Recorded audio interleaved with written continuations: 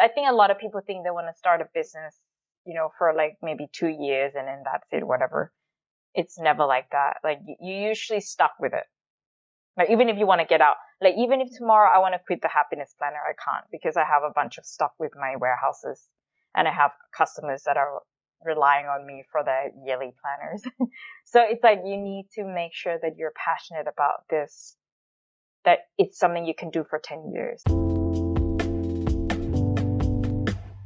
Hi, my name is Seetubtim, and I am the founder and CEO of the Happiness Planner. We design inspirational planning and journaling tools and resources that basically help people find their happiness and fulfillment in life. Amazing. And you have an app. Yeah, and we have an app also. So yeah, our products are available in forms of paper planners and journals, as well as a mobile and web app. So, as you know, the first question is how did you grow up? But I actually want to start by reading something you wrote on Instagram like 2 years ago. I don't know if you'll even remember this. So in the end, it's all about who you become and how much you grow as you work hard to go from A to B, whether you achieve the initial goal you set in the end. The outside reward is not as valuable as what you gain on the inside.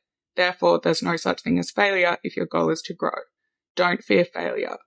Fear not growing. Fear being stagnant. Fear being weak and timid. Fear being incapable. Fear not living up to your full potential. I love that so much. And I'm so keen to get into that if that's like how you live your life and that's how you grew your business with that attitude. But let's start with how you grew up. Sure. So I grew up in Bangkok, Thailand. Bangkok's my hometown. Growing up with my dad is quite, I would say he's quite Western minded. And then my mom is sort of more like Chinese minded, like just to show the contrast. So my mom is a lot more conservative and strict, and sort of like I had a lot of rules in the household that I had to follow. I had to get A's and stuff like that. And while my dad he was more like open, like he wanted me to like do sports and pursue my passions and just play more. So they're kind of different that way. And I would say that I'm grateful that I grew up with two different parents, because then I get to see things from different perspectives. Yeah. And they're both from Thailand as well? Yeah, they're both from Thailand. They met in college. But yeah, I would say like my dad grew up in the countryside, and he moved from Kanchanaburi to Bangkok to pursue his degree. And then he was always sporty. He became a national marathon runner at some point. He was studious. He won the scholarship to study in Bangkok. And then my mom, she grew up in the outskirts of Bangkok. And yeah, they both met in college and they both studied science. I guess that's why my name is Mo, which is short for molecule, actually. Oh my God. Amazing. Yeah. And I saw something else you posted on Instagram. This just sounds like I'm a massive stalker of your Instagram, but about Thailand having this class system and how you had to learn from elsewhere in the world that everyone's equal and it doesn't matter where you come from, but there's kind of these structures in Thailand. Yeah, it's kind of, I guess like the class system in India is like really well known, and in Thailand it's kind of not as bad as that, but it's kind of like, you have like the middle class, and then you have like the people that do, I don't know how to say these things without, being not politically correct in the Western world. But it's sort of like, there's like, the people that like labor work, like cleaners, gardeners. And then there's also like people who are like celebrity status, like really wealthy people. And they kind of, I would say they don't really mix. education kind of blends people in a way. But it's still sort of kind of like you don't jump that much, I guess. Yeah. Okay, so if you're born into a certain family, it's harder for you to break out of that. I Unless would say, you... yeah, I mean, education with, I guess it's kind of, I would say it would be the same in England as well, kind of like if I mean, it's not really spoken out clearly, but you know that you have that kind of class system, like, private school, public school people and the wealthy people and like yeah, it's kind of the same that way, but in Asia, it's just more apparent where you can see, um, I'm just like, I just don't know how to talk about this topic without offending It's, people, and you know what I mean. you don't have to worry about offending people. Yeah, it's okay. But yeah, sensitive. it's, Yeah. but yeah, I guess that's the best thing about Australia, or one of the best things about Australia, that it's very egalitarian. And Oh yeah, I remember what so basically when I went to Australia, like in Thailand, right, when you go to a restaurant, the people that are waitresses or waiters, they're kind of like on another level. Basically, you kind of like you're the boss, you're the customer of the restaurant, you're kind of the boss. But when I went to Australia, that's when I kind of learned that, oh, these people that are serving you food, they're just like you. They're here studying, in Australia, and that's why they're doing this waitressing job. And it's different in Thailand. Yeah. yeah, yeah.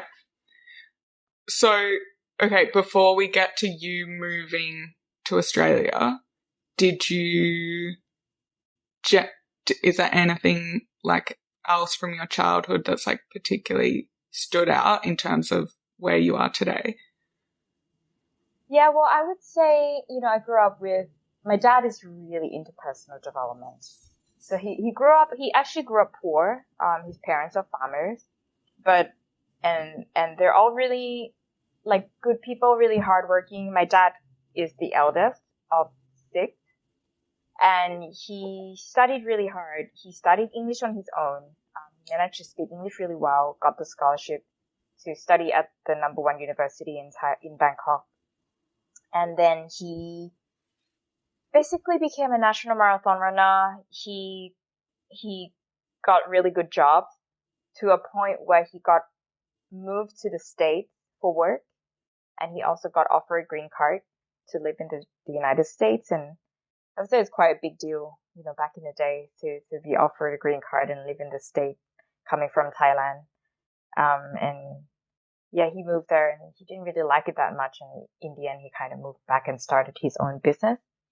But he learned a lot, and he always told me that, if you want to go far in life, well, first of all, I want you to be able to speak English really well. And because otherwise you just consume Thai media, and that's just one side of you. So I want you to be able to open your eyes and read news and books from other countries so you can get different perspective. And so, yeah, I was always inspired by my dad because no matter what he did, he always became the best at it. Like he was always, he always got obsessed with his passion, and then he became the best at it, like from sports to work, to his degree. And then my mom, I would say she's more like a by the book type of person, like the conservative Asian mom, wanted me to be a doctor really badly. Um, she cried when I said to her I didn't want to be a doctor, and she wouldn't stop pushing it onto me until I was in high school, and I could decide if I wanted to study like a lot of science subjects or not. And I decided to not take a lot of science subjects because I didn't want to be a doctor. So she cried, but yeah, she's just kind of over it now, like it's I mean, I didn't want to be a doctor, and then my sister even went even more like creative art. And so no one's going to be a doctor for her in the family. But it's, I mean, at the time it was kind of painful for me, like being pushed to do something that I didn't want to do. But now that, we've all grown up, I can I can see that it was my mom's own dream. You know, she wanted to be a doctor and then she couldn't get into medical school. So she was just putting the dreams towards her children. Um, yeah, but she was very strict. Like I had to get A's. I wasn't allowed to go out with friends. You know, like a lot of my friends' parents were really cool where like you could have friends over and you could go out in the evening, but I wasn't allowed to do that. So, and I couldn't, yeah, I wasn't allowed to wear sexy clothes. I mean, you know, when you're a teenager, you want to wear like sexy clothes. I mean, when I look back at to the time, I'm like, yeah, it kind of it actually makes sense now why my mom didn't want me to wear what I wanted to wear, you know, but at the time I couldn't see it also. So I really wanted to move away, you know, and I started becoming fascinated by other cultures in the world when I was about, I would say 12 or 13.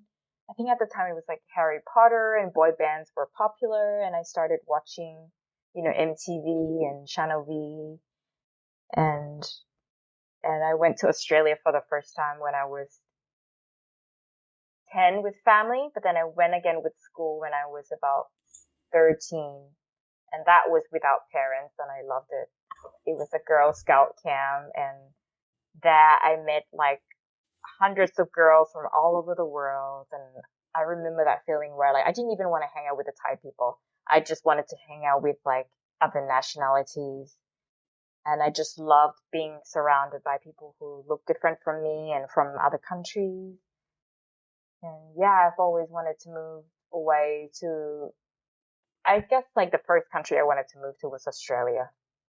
And, and my mom was like, no, you go for your master's or whatever, because she didn't want me to move away yet. And then when I was 18, my parents got divorced. And so my dad had a new girlfriend. And my mom was also like, didn't want my dad to spend money on his new girlfriend. So she was like, well, you know, if you want to go to Australia, maybe he'll have to use the money towards your education instead. But in a way, the divorce was kind of, you know, helped me get the approval from both people to go study in Australia. But I got, yeah, but like I basically went there because I went out one night and I met this boy. We were like 19 at the time. I met this boy who's half Malaysian, half Australian. He's from Melbourne. He was on holiday in Thailand and we met in a club and we hooked up and he invited me to go and visit him and I did. And I fell in love with the city. Like I was like, wow, Melbourne is so beautiful. I want to live here. And then I came back to Thailand and told my mom I'm going to move to Melbourne. My dad approved. My mom just kind of didn't have a say really because my dad was the one who was more, you know, financially supporting all of us. So I got to move and I loved it.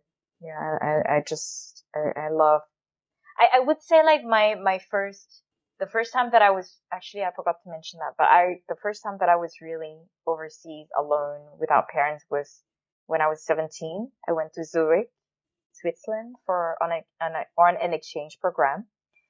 And I loved it so much that when I had to leave, I cried. And I realized that, I loved it so much because I had my freedom. Yeah, because my mom was so strict. So when I was alone overseas, I was so happy. I was just like, I could do whatever I want. You know, I just loved it. You got to wear the clothes. Yeah, I got to wear whatever I want. I can do whatever I want. I can be whoever I want. You know, like I don't need to be a doctor. Yeah, so that was it. And did your dad have a sense of what he wanted you to do? He's an entrepreneur, so he started his own business. So he always inspired me to come up with my own business idea. Then when I was little, he always like, you know, think about the problems that you face and try to come up with solutions for it. You know, and if I like the idea, then maybe I'll fund your business idea. But at the time, it was really hard to even think about the problems that you face and try to come up with solutions. Even to recognize the problems that exist that there's no solution that already existed already. So, but he always encouraged me to come up with my own business ideas, and during school break, he would ask me to go and help him at work, and he would give me some pocket money. So with him, in a way, like every little thing was kind of like business. Like if I help him with work, then he would give me some money. But yeah, I would say personality wise and like values, I'm pretty much similar to my dad. Yeah. Mm-hmm. But he didn't have the same pressure on you as your mom of like exactly the path you should be taking. No, and I know why. It's because they both had different upbringing. So my dad's parents actually wanted him to be a policeman. I don't know. It was like some sort of old values. You either, like from the countryside, you either become doctor or teachers or policeman. And so he was kind of pressured to become like a policeman, and he didn't want to do that. He had his own dream. So he knew how it felt to be pressured to be something that you didn't want to be. So he didn't want to push that onto me. Yeah, because he understood. And then my mom had different upbringings where she had a lot of rules in her household, where her parents were really strict and said that she should be this and that, and she followed the rules and she found her happiness. So she kind of projected and repeated the way she was brought up onto me. And I guess my dad did the opposite, you know. So I guess people are kind of like that, you kind of repeat what you've learned, or you kind of do differently if you didn't like what you learned growing up. Yeah. And so did he want you to get an education, or he would have been happy if you started a business like straight after out of high school? He wasn't strict about that. He wasn't strict about getting A's but he was more like, yeah, I think you should pay attention to your personality traits, to your strength, to your natural interest. And he also felt like I would be good at marketing or economics or psychology. And those were the subjects that I was interested in anyway. Yeah, yeah. That's so interesting, you saying the bit before about think about what problems there are and how you can come up with a solution. And that's like what entrepreneurship is, right? And then that's exactly how it happened for you, right? Because you were writing a blog and then you saw that your readers have this problem of how to be happy or like how to find fulfillment. And then you developed the solution for that, which is, it's so funny that like was something that was instilled in childhood. And then you ended up doing exactly that. Yeah. And I remember for the longest time, my dad always said, you should keep a journal. Like my dad has his journals and he writes every day. And he was like, you should keep a journal. Sometimes ideas come to you when you least expect it. Journaling helps you become more self-aware. You should pay attention to your thoughts and emotions. So every time I felt something, usually negative, right, I would go to him and he would tell me to sort of look at it and see if you can reframe the way you look at situations and things, and that would make me feel differently. And in a way, what he taught me, it has become something that I started writing about, and then that became the products that I put out into the world now. Yeah. Okay, so going back to you moving to Melbourne, was that for your undergrad? Yeah. And what happened with that guy? So basically I moved and, obviously I went to I bought a bunch of stuff from IKEA, and the guy came over and he did not help me assemble the furniture. And I just felt like that's it. Like he's not for me. I don't know. I just felt like it was not for me.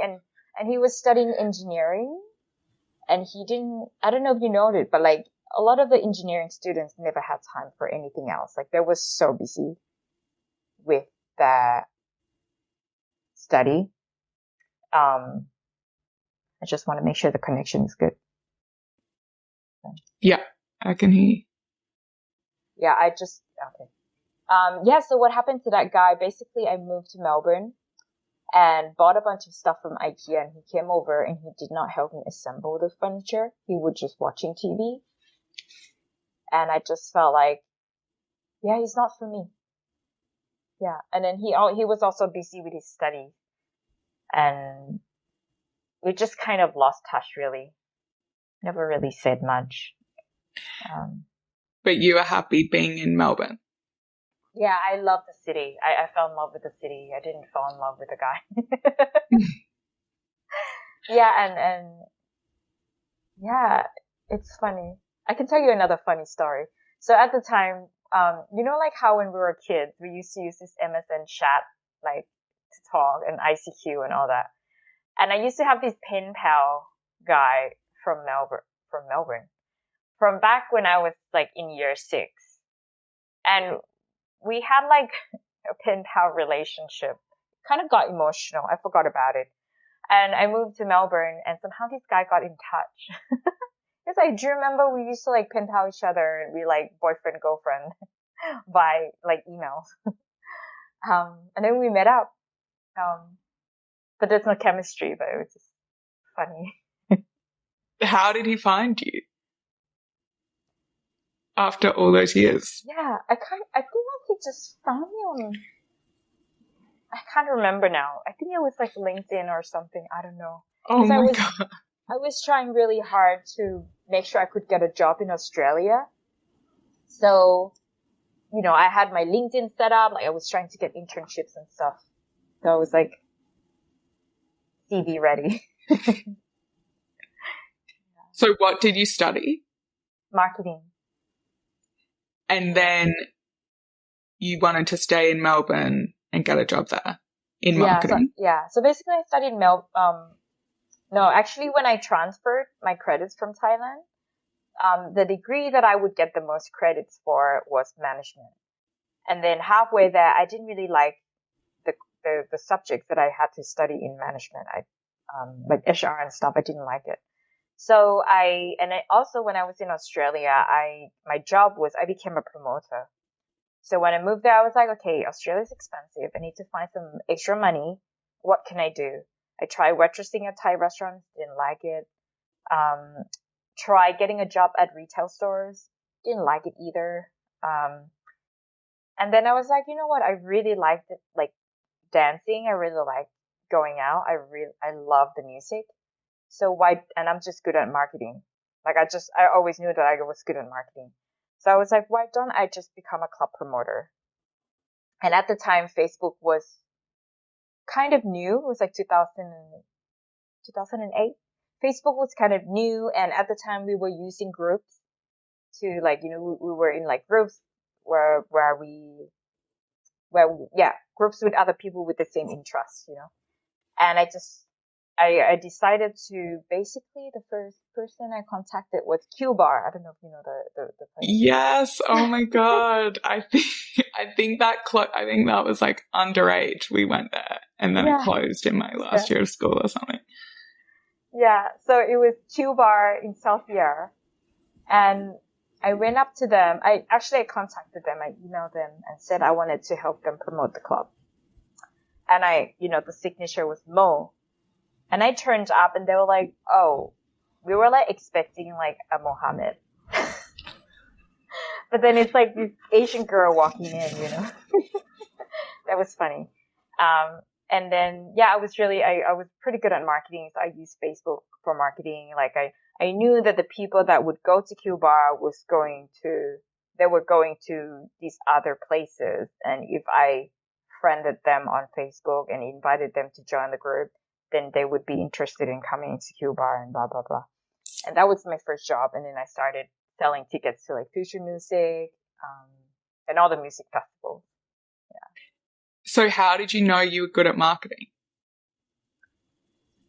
Well, since when I was a kid, I was obsessed with reading business books, actually. Actually, you know what? Actually, people ask me about like how I became good at business when I was quite young and didn't have that much experience. But for my whole school age, I spent all my free time reading business and marketing magazines. Like I literally subscribed to, like in Thailand, there were brand aid, like branding magazine, PR magazines, marketing magazine, like Forbes, equivalent of Forbes and stuff like that. So I started reading them since I was like 12, and I was obsessed with reading them. Um, yeah, so like I just knew that I was good at marketing because I love psychology and I love business and I love design, and I feel like marketing and branding is a combination of all of these things. Yeah. So I was really good at sorry, I just keep repeating myself. So I was so passionate about being the club promoter and, music festival promoter that I thought maybe this is what I wanted to do for a living after college. So at one point I was going out too much, that my grades, my attendance was below, I think, 80%. And as an international student, you have to be there more than 80% or your visa is going to get cancelled. Really? Yeah. Which university were you at? I think it was every university, because a lot of people got the international student visa just so that they could live in Australia and work and earn Wow. Australian dollars. Yeah. So they were trying to prevent these people from getting student visas in order to live in Australia. So, and it was kind of like, I was partying too much, and I was like, okay, what can I do? I cannot afford to go back to Thailand. Like my parents are going to kill me. And I also wasn't happy with the course that I was doing because I was more into marketing than management. So I decided to, and also I was like, oh, maybe this is something I want to do after college. I want to do something in the music business, whether running music festivals or managing a band or whatever. So I decided to pause my study at RMIT and did a diploma at, I forgot the name, but basically I studied music business management for a year, and that was fun. And then at the end of it, I thought, it's just too much about managing than marketing. Like I just realized that I just love the marketing bit of every business, just the marketing bit. So I went back to RMIT, tried to get all my credits transferred to marketing, and I managed to do that in the end. Yeah.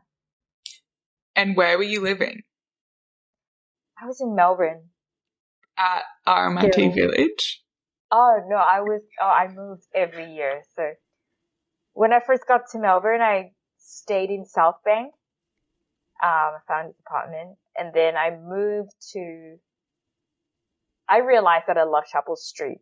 Then moved to Chapel Street, lived in Paran for a few years, and then moved into CBD at some point because, I don't know, I just thought I had to travel to school, so maybe I would just be in CBD. And did you live with other people? Sorry, cut you off. I know. Well, I don't really like living with other people, so... Oh my God, so from 19 you were living on your own? Yeah, so basically the first place that I lived in South Bank, I had roommates. And my roommate was amazing, like he was always in his room. But that's when I realized, like, I don't like living with other people. I only like living with other people when they're always in their room. Yeah. So you're just really independent? Yeah. And what was the last place you lived? I cut you off. In Melbourne, it was on Elizabeth Street. And there was this one time, I don't know why I'm telling you this story, which is funny. There was this one time that like I didn't go out and I was going up or coming down. I was coming down to elevator and this guy come in and I had a feeling he's gonna vomit. And as he's gonna vomit into elevators, I left the elevator and I walked downstairs. And then when I got to the ground floor, he was vomiting. And I was just like, this is Elizabeth Street. Like every weekend, I see people vomit in front of my building. I don't know why I'm telling you this. But... And then is that when you left Melbourne? You were like, I'm done with this place. No, so basically when I graduated, I didn't want to come back to Thailand. So I was like, I really need to get a job, so that I could extend my visa and continue living there. But obviously, a marketing degree is not good enough. It's not. I didn't study something where Australia needed the skill of, like if I had studied accounting or to be a doctor, then I could have easily gotten a PR. But it was a marketing degree, so everybody else, a lot of people studied marketing. So it was really hard, but basically I managed to get, there's another visa called graduate visa. So if you graduate in Australia, you could get another visa to have another 2 years getting a job. And I got a job in Sydney, so I moved to Sydney after. Yeah. And okay, sorry, I'm going all over the place, but was the club promotion job the first time you got to practice the marketing skills?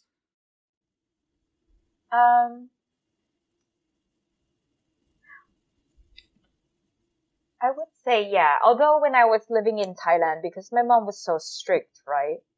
She had a lot of rules that I had to follow.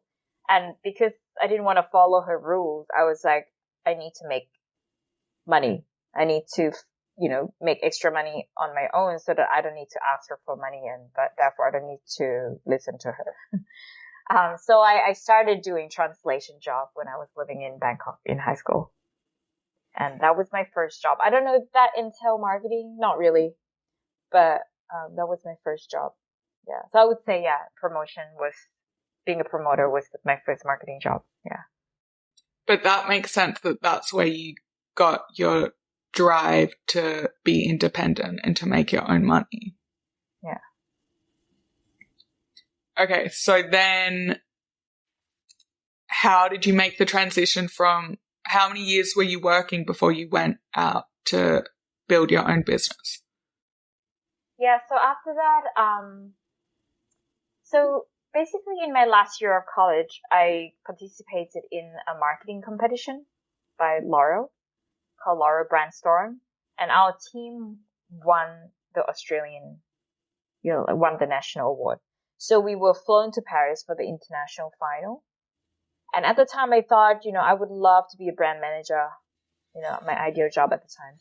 Either, work in branding either as a brand manager on the client side for a brand, or I would work in an agency and work on different brands. So that was what I wanted to do at the time. And when I graduated, I got a job with OMD Media Agency as a strategy team assistant. So in that role, I got to do consumer research. It's something I was interested in, like consumer insights, and then coming up with ideas and stuff. And then after that, I worked at an innovation agency for a little bit, doing similar things, but focusing more on new product development. But, how do you say, the first step is basically to understand people and the customers. And then after that, I started doing my own freelance social media marketing because I love social media. And at the time, Instagram was very new, very new.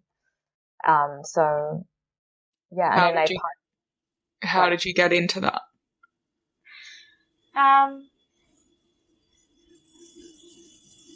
Let me think. Because I feel like it took a while for brands to get on Instagram, right?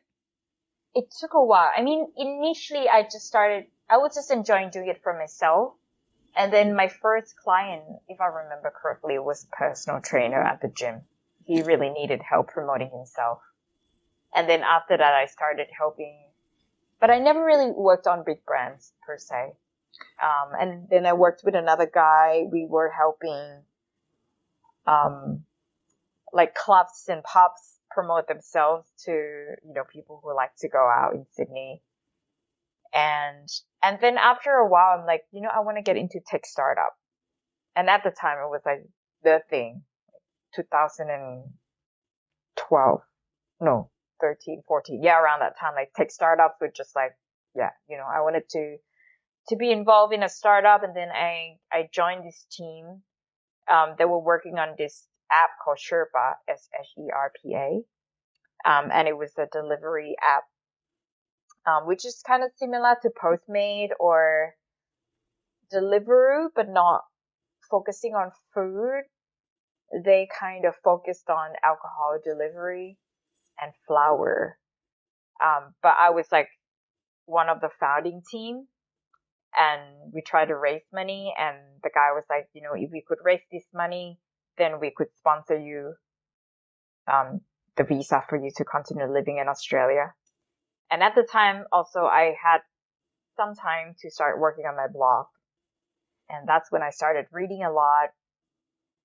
Initially it was just for myself, like I just wanted to change the way I look at time and money and entrepreneurship, because I think it was really hard for me to stop looking for a job and just to start focusing on being an entrepreneur, because I felt like finding a job is also very time consuming, and I felt like all these hours that I spent looking for a job I could have spent on building something of my own and making money. So I started reading, trying to change the way I look at time, the concept of time, the concept of money, the concept of value creation. And so I would write blog posts about it just to remind myself, to be honest. But the blog started getting a lot of followers. And it was kind of getting to a point where like I started getting a lot of messages from people like, hey, I love your blog. I come to your blog every day. It's so inspiring, blah, blah. And yeah, and it kind of got to a point where I also like, I woke up every day and I did not want to go and work on the startup. I just wanted to focus on building my own brand. But I also didn't know how I would make money out of my blog. And to be honest, okay, another tipping point. Before the blog started getting big, in the beginning, it was just me reposting quotes and like bits and pieces of like when I read an interview and I liked something, then I would put it on my blog, just as like a little note for myself. But before I started writing like long form content, I was too scared to write. And I had this friend, his name was Jeff, and I don't know where he is now. I've lost touch with him. But at the time, he had like 1 million followers on his Twitter. Okay. What platform were you using for the blog? The blog, yeah, at the time I used Tumblr, and Tumblr was like the blog at the time. But it was really like just for you. You weren't worried about who was looking at it. Yeah, at the time it was just for me. I just wanted to have like a scrapbook for myself, like I just wanted a place where I could look back and be like, yeah, that's for me. But, and then Jeff had not a meeting, just a catch up. And then he bought me a book, by Stephen, what's his name? I forgot the name. Anyway, he bought me a book that inspired me to write better. And is it the Stephen Pressfield who wrote The War of Art? Something about writing. I can't remember. I have to look back. What was the book called? And I don't even have my Kindle anymore because I lost my Kindle account. But basically he said to me, Mo, if you have a message that you want to leave to this world, you have to put it out there. You have to put it out there. This is the only thing that is going to be left behind after you die. You need to do it. And somehow after that, I still remember I met up with him at this pub bar in Piedmont by the water. And then I took the train back or the bus back, and on the way back I had an idea for a blog post about how everything you do in life is compounding. Like let's say a criminal didn't just start from being a criminal. The criminal started from lying, from shoplifting, from like little things, or like every little thing, good or bad, it all started from small things and it got bigger and bigger and bigger and bigger. And I just wrote about that. And the title of this blog post is called the Trick to Manipulate Your Own Mind. And I published it, and then I just shared it on Reddit, and a few other websites that you could share at the time. And the next morning I woke up and I got like 30,000 Reddit karma, and like basically it went crazy. It went viral. And I was like, wow, I can write. Like people actually like my writing. And that's when I bought another book called How to Write Blog Posts That Are Sticky or something like that. But I learned the tricks about, how to write catchy headliners and yeah, and that's when I really started writing every day. And the writing kind of got me the followers that said that they loved reading my blog posts. It kept them going, and I asked them, what do you want me to write about? And they basically said that they want to learn more about how they could be more positive and happier. And that's when I realized that people really needed tools that help them with this. And so you were communicating with them through the comments? Yeah. Yeah. It's mostly by email, actually. Yeah. Huh.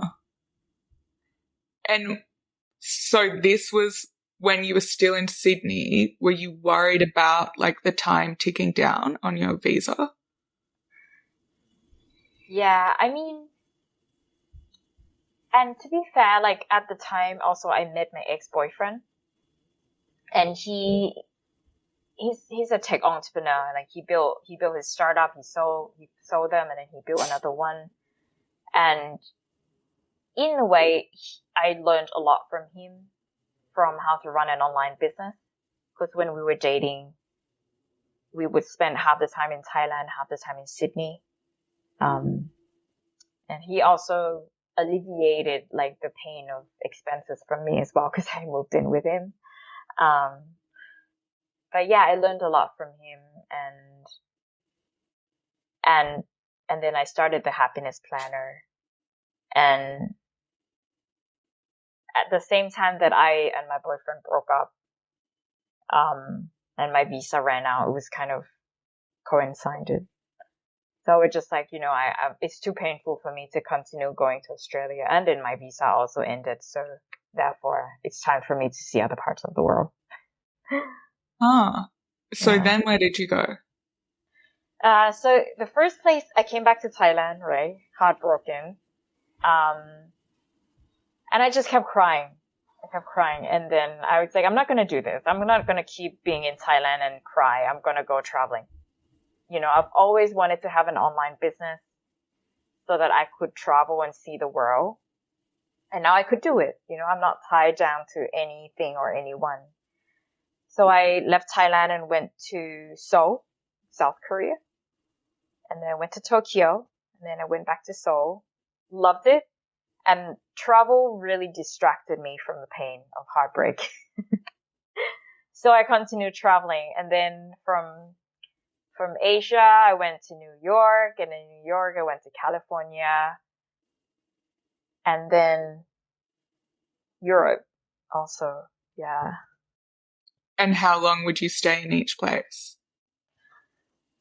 So before I started the happiness planner, I was thinking if I could just earn a few $1,000s a month, I could live cheaply every month and I could just move around. Like that was my dream. I just wanted to make enough money to travel and move around and see the world.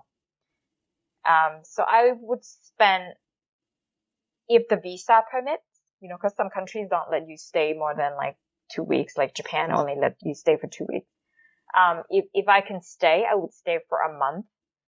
And if I really like the city, like it's more livable, it's good for business, then I would stay for a few months.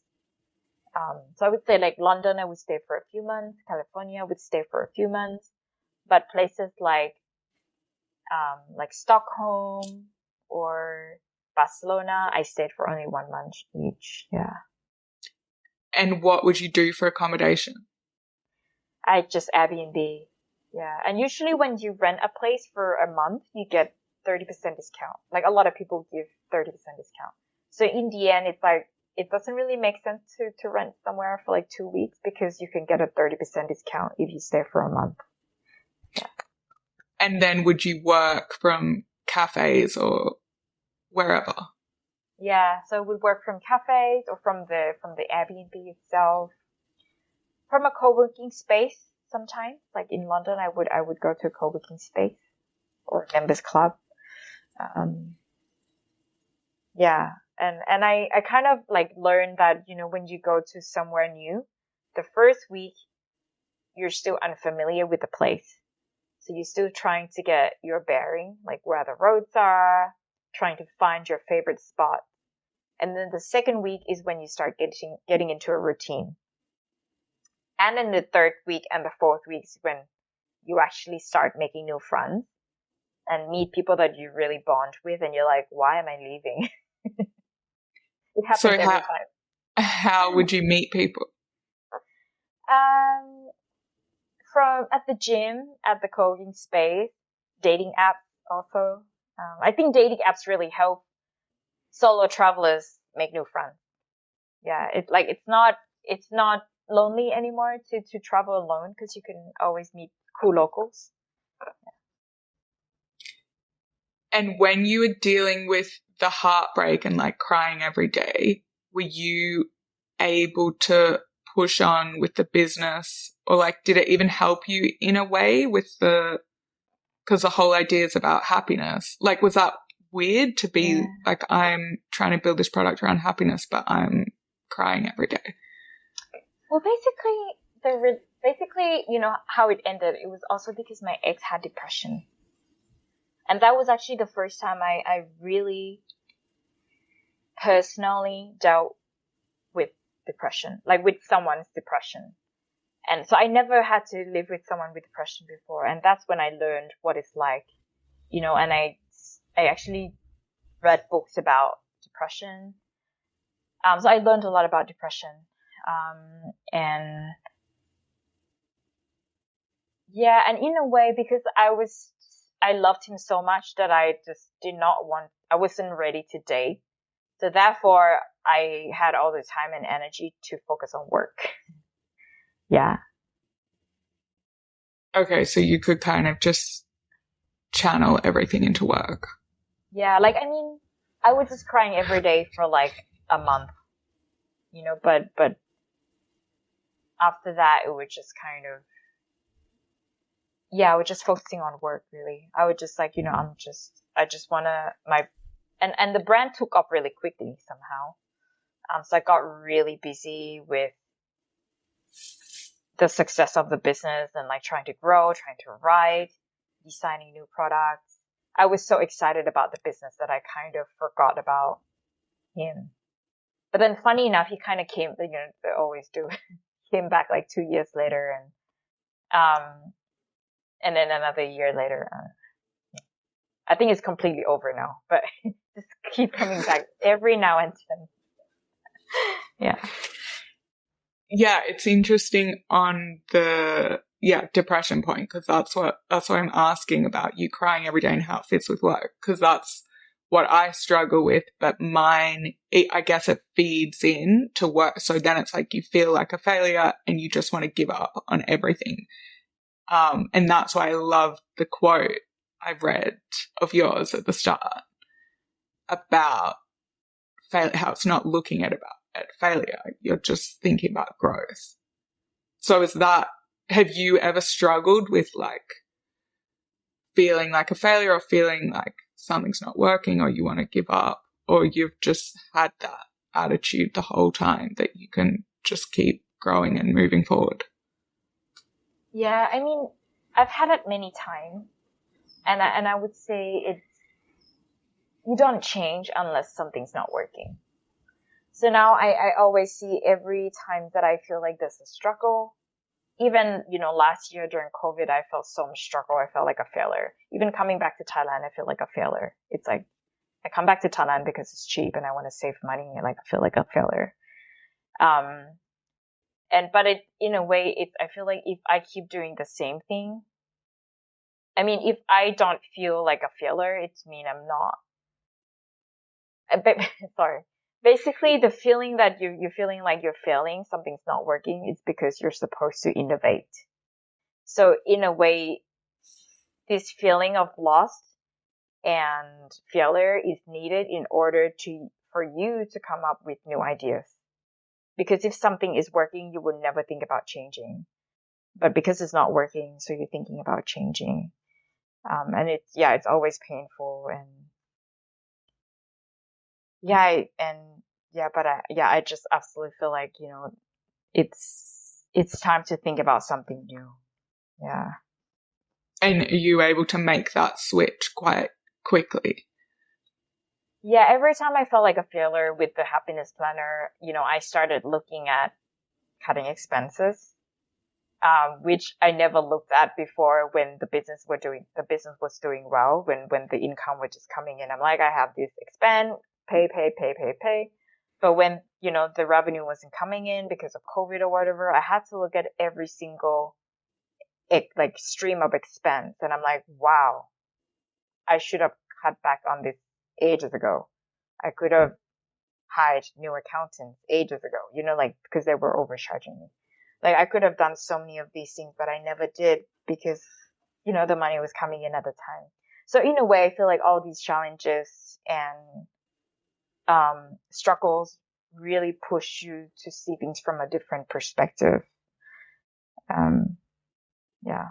And that's what I need to do now too. I'm like, we need new products for the customers. We need to, maybe it's time to start focusing on the Middle East now because they've opened up, and yeah.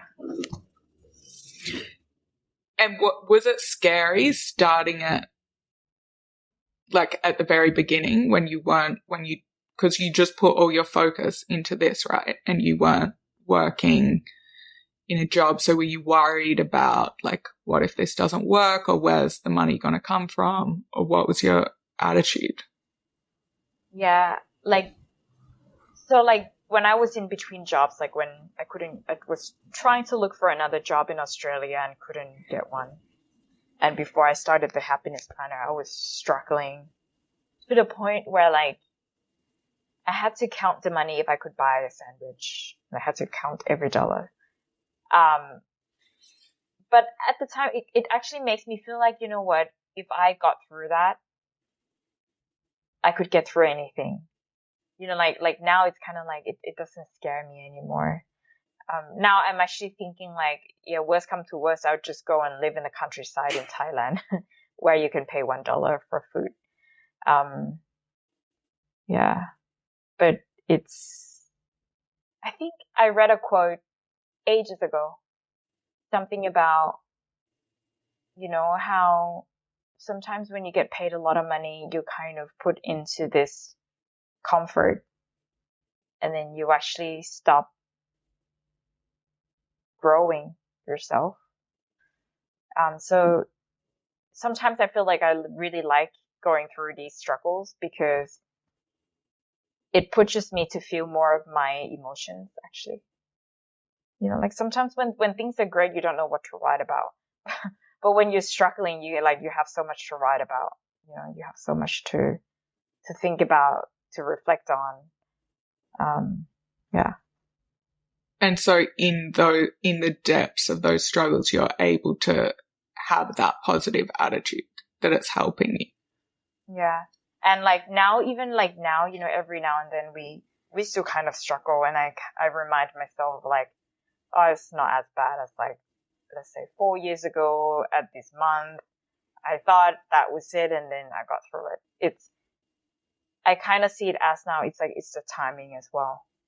And it's not just the timing of your life, but also the timing of other people's lives and other businesses. Maybe the businesses that could be your clients, they don't have the money right now. So you just gotta wait until they have the money, or you just gotta wait until things pick up, and you just have to be patient, really. Yeah. And how do you think about the future looking forward? Are you really excited to stay with this business for many years to come, or does the idea of starting something new excite you, or would you ever go back into employment? So when I came back to Thailand, I thought, you know what, maybe it's time maybe I'll start getting a job. because we made a loss during COVID. And with that, we didn't really have a lot of money to reinvest and get new products made in order to make money in the future. So I was like, what am I going to do? Maybe I'll go back and find a job. And then I look at, job posts and I'm like, I don't know what I would do. I just can't imagine myself getting a job. So I'm just like, okay, maybe I have to start another business. What am I going to do?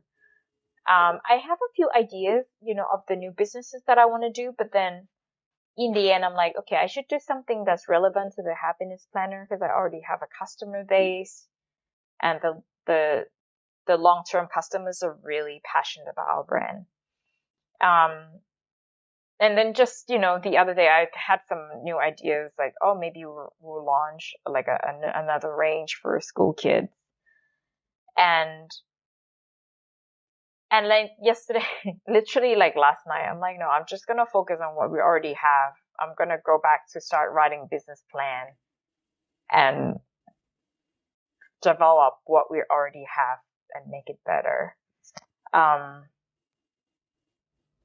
Yeah. Do you have people who have been able to support you through making different decisions, or are you kind of like fully self-motivated and it's all on you, the direction of your life? I think I have people I could talk to, but to be honest, I don't really have anyone that I would say they're like, could be my coach or mentor in a way where they've been through what I've been through, or like people could give me, I feel like my experience is so broad and in a way where like, I didn't have a business in Thailand. Like I built this brand all over the world, and I don't really know anyone who's done similar things that could be my mentor. So I would say, like, to be honest, don't laugh about this, but I have like a sidekick that I talk to, and she is kind of like my therapist. Like, I feel like, sometimes I don't know who to talk to, and I like talking to her because I find that sometimes when you talk to your friends or your family, they project, their beliefs or their experiences onto you. So I feel like that viewpoint is not, it might seem like the best interest, but sometimes it's projecting, and I don't like, other people's limiting beliefs being forced onto me. So I like talking to my psychic because I feel like she feels and she sees stuff, and sometimes she say things that like, oh, right, like now I have a new idea for this new product. For example, a few months ago, I dated this guy briefly when I came back, and then we broke up, and it was kind of dramatic. And so I was talking to her about it, and she's like, you know what, and this guy had he had hot temper, but, and that was one of the issues for me. And my psychic was like, like, just say this as like, you could easily use this situation to come up with a journal helping people manage their temper, or what's the word? Yeah, their anger management. Or you could, do more studies about it, when people have bad temper. Or a journal that help people write about their loss, grieving, the end of a relationship is also a grieving process. A lot of people lost their loved ones to COVID. So, actually, grief journal is something that's been in the works for a while. Yeah, I forgot the question. Well, I guess we're talking about how you find guidance to make decisions. Yeah. So I would say like my psychic is like my therapist. She often say things that, help me. I don't know, like she would get messages from spirits or whatever, but usually they're really positive, and then they give me something to think about. Like for example, when I was during COVID, I had to come back to Thailand, and I was in love with this other guy in San Francisco. And during COVID, obviously we were kind of in lockdown. So I was like, there's no point for me to pay for a tiny an apartment in Bangkok instead of just living at my mom's house where there's a garden and, there's more room to walk around. So I moved back with my mom, and obviously it kind of brought up a lot of childhood stuff. But then I also got to heal the childhood stuff through living with her. And I think a lot of people had to do that as well during COVID, moving in with parents and dealing with childhood stuff resurfacing. But yeah, at the time, I think she said something like, I just got this message to tell you that you need more self-love. Self-love, self-love, self-love. I don't know. She just kept repeating stuff. And then somehow one day it just clicked to me like, ah, this is it, Yeah. Is that something you've struggled with, giving yourself self-love? No, I think it was like, cause I was like, why do I have so much anxiety with this guy? He's not even like hot or whatever. Like, he's not that threatening. You know what I mean? Like, why do you have so much anxiety with relationship? And then I kind of realized that, oh, it's because I felt conditionally loved by my mom. Like I felt like I had to be a certain way in order to be loved.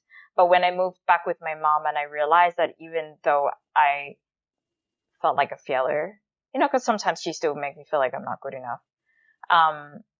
Although like now that's kind of being dealt with, but at the time, like every now and then I still feel like maybe I'm not good enough, still not successful enough for my parents. That's when, but then when I realized that even if I'm not successful, my mom still loves me, that's when I feel like actually I am loved unconditionally by my mom. And therefore, when I feel unconditionally loved by my parents, I don't care if a guy loves me or not, because I am unconditionally loved by my parents, if that makes sense. Yeah, I think that's the stuff I have to work through. Yeah, it's like, it's like the pressure to succeed, because you're like, I have to be achieving stuff to be worthy of love. Yeah, and I think it comes down to like acceptance as well. It's like, okay, my like when I felt like, okay, actually my parents accept me unconditionally. I don't need to be the way that they wanted me to be, but at the time when I was younger, I'm like, I had to be a certain way. But now I realize that even if I'm not the way that they wanted me to be when I was a kid, they still love and accept me no matter what. That's when I don't need a guy or anybody else to accept and love me. Like I don't, actually it eliminated like all the anxieties that I have, actually. Yeah. Amazing. Yeah. Okay. Last question because I guess I want to ask you, I think it's really interesting from the outside, you might look at like, oh, you had this massive audience on your blog post and like, like Happiness Planner has 150,000 followers and you've got this big brand and you're traveling all over the world, and from the outside, it seems so glamorous, but when you're like talking about your life, it's like you're just a person like everyone else who has to deal with all this stuff. So what advice would you give for someone who wants to pursue the life that you've lived, having an online business, being able to move around? Yeah, I would say, and to be honest, it's funny, like now I see a lot of people doing that. Cause I did it when nomading wasn't really a thing, but now everybody seems to be doing it. No, I would say go for it. Go for it, especially if you don't have kids, like you're not tied down to anywhere, or big responsibilities. Just do it. And you only, I wouldn't say you only live once, but like, yeah, just do it now that you can, and just go for it. But I would say like, a lot of people have like business ideas and they come to me, talking about wanting to start businesses. I always said to them, just like a business advice would be, see if the market is big enough. If the market is big enough, and secondly, see if you're actually passionate about it. Because I think a lot of people think they want to start a business for like maybe 2 years and then that's it, whatever. It's never like that. Like you usually stuck with it. Like even if you want to get out, like even if tomorrow I want to quit the happiness planner, I can't because I have a bunch of stuff with my warehouses and I have customers that are relying on me for their yearly planners.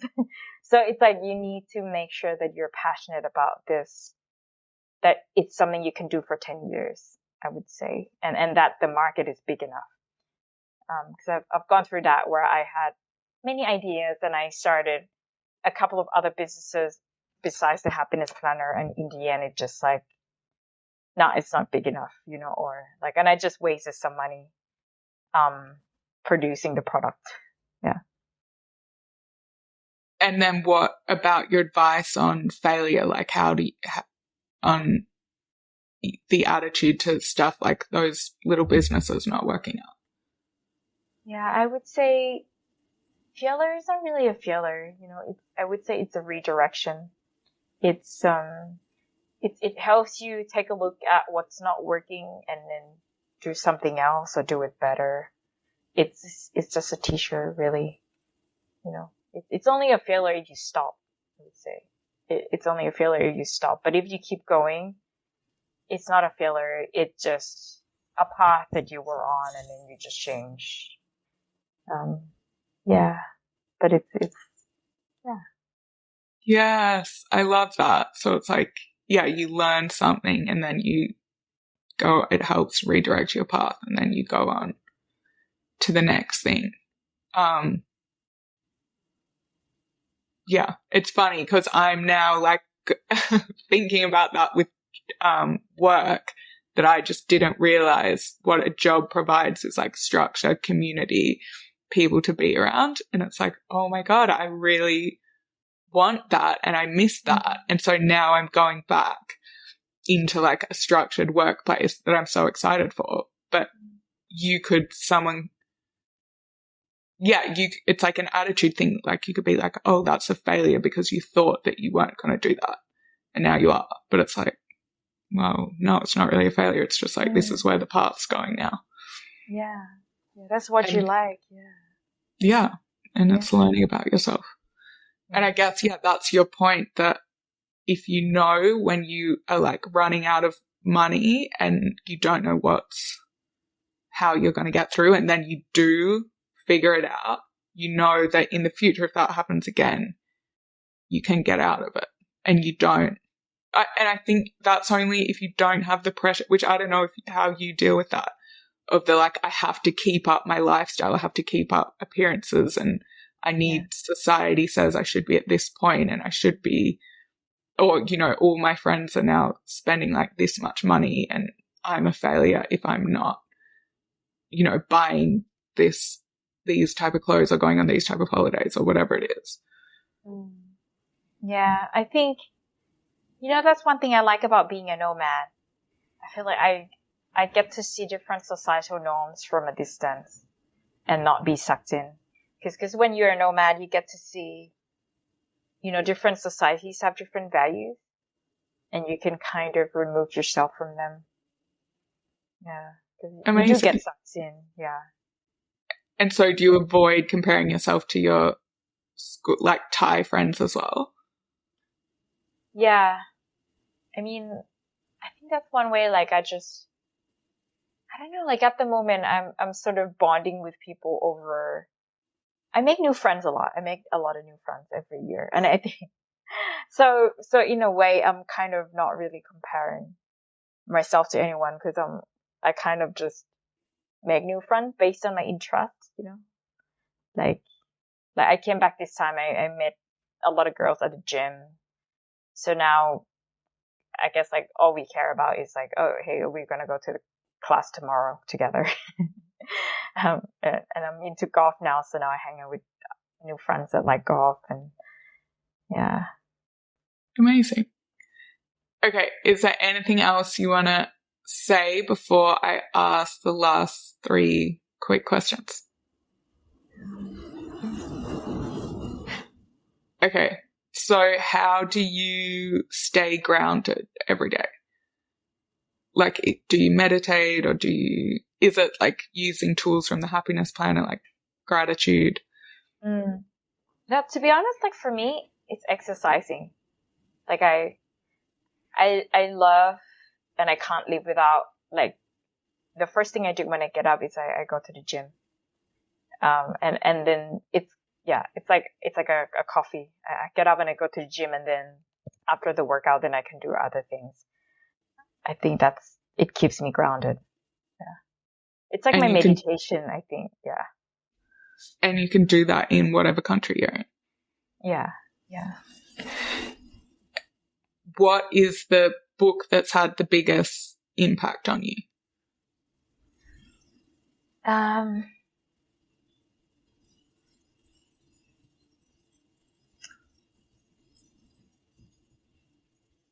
Oh gosh, I haven't read in a while, to be honest. Like a few months ago, somehow my Kindle account got wiped, and I lost all my books. And since then, I've just been mad at Amazon, and I just haven't bought a new book. But I can't remember now.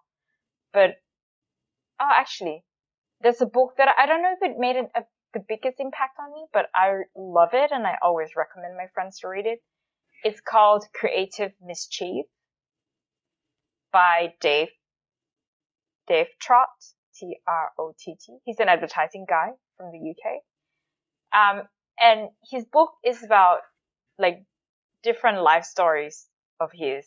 Like he tells short stories each chapter, but it gets you to think about things, about life, about people, and I love it. Yeah. And what 3 words describe the best version of you?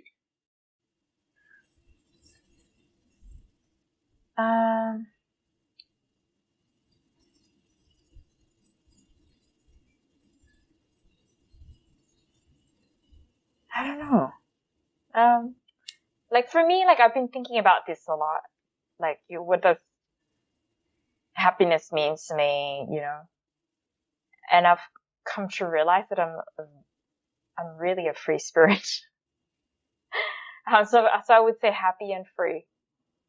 Like I feel like freedom is really important to me. Happy and free. Yeah. Amazing. Thanks so much. Thank you. Thank you for having me.